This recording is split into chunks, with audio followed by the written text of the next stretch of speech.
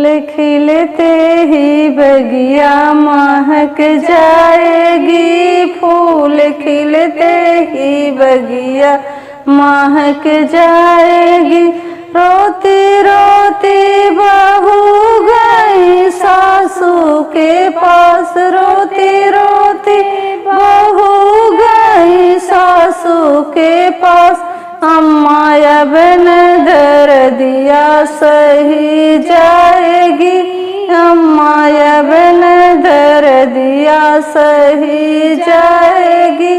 मेरी प्यारी बहू जरा धीरज धरो, मेरी प्यारी बहू जरा धीरज धरो।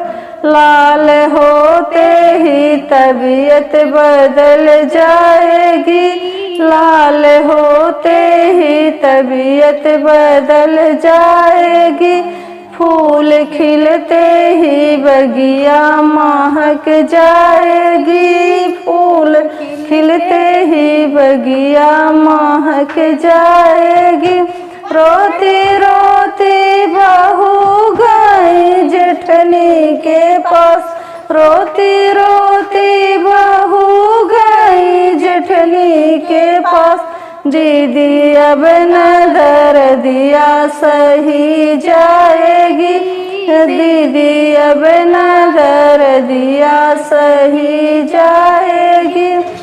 अब फूल खिलते ही बगिया महक जाएगी, फूल खिलते ही बगिया महक जाएगी।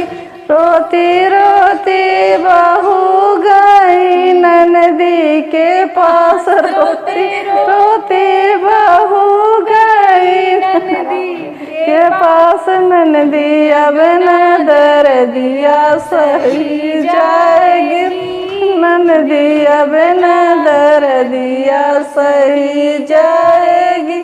मेरी प्यारी भाभी जरा धीरज धरो, मेरी प्यारी भाभी जरा धीरज धरो।